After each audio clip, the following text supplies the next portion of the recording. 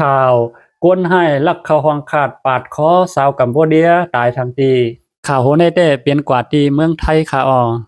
วันที่2เดือนธันวาคม2แห่งไป24เมื่อว่าข่าวยาม7 โมงเช้าวันนี้นั่นเจ้าหน้าที่บริหารหมู่บ้านพัฒนานิคมได้รับแจ้งว่ามีคนฆ่าแหมกันตายในห้องขาดตีหนึ่งในสองสาลิกาเจเวงพัฒนานิคมเจตอนลบบุรีในแหละเจ้าหน้าที่เขาสังกากดทัดด้วยที่เกิดเรื่องฆ่ากันตายนั่นเป็นห้องคัดจันเหลียวในห้องมีขับตัวตายนางสาวมาบอายุ30 ปีเสื้อจัดกัมพูเดียนอนตายงบหน้าไว้อยู่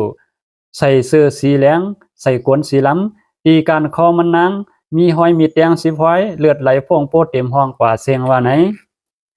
ในห้องมีหม้อหุงข้าวไฟฟ้าซาซื้อโคและเงิน 3,000 บาทและคำ1 บาทโคของในห้องโปหมักมือกว่าหมดเจ้าหน้าที่เขาคาดล่ำมันนางและตั้งคนหายต่อสู้กันเสคนหายจังเอามีแตงคอมันนางถึงตีปัวไหลลู่ตายว่าไหนตีปืนห้องนั้นมีห้อยตินเป่าและมีซอกตินตกอยู่แลบเตเป็นของคนหายเจ้าหน้าที่เขาจังเก็บไว้เป็นซากเศษหลักฐานในยาวคนหายอันมาเฮ็ดให้มันนางแลบเตมี2ก่อว่าไหนคนหายแลบเตอำมาจนเอาเงินคำมันนางแลบเตมาเพื่อกันจันมันนางแต่ว่ามันนางอ่ำย้อมสั่งมีการต่อสู้กันเสมันนางจังญาติแตงตายว่าไหนก็อันมาทวันขับตัวตายมันนางแต่เป็นน้องสาวมันนางซื้อห้องสไลออนเหตุการณ์ที่ห้องการกุมานีที่1ยามกลางคืน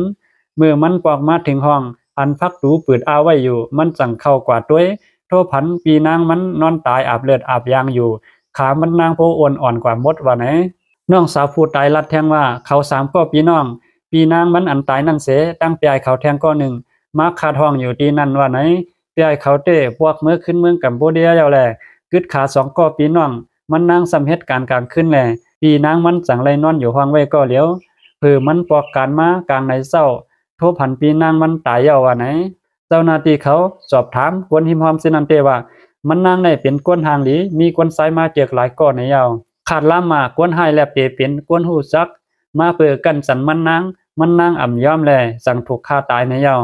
ไว้นั่นเจ้าหน้าที่เขากวาดทุพันมิดซอยพักอันกวนหายเอาแตงมันนาง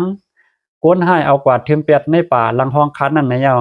ขับตัวตายมันนางเต้เจ้าหน้าที่เขาส่งกว่ากวดทัดตีห้องยาเย้าหลีงามว่าไหนภายตั้งก้นหายก็เจ้าหน้าที่เขาตึกจอบซอกจอมหาตัวอยู่ว่าไหนข่าวในก็เลยปึงอิงเอามาข่าวสดออกไว้หนังไหนค่ะ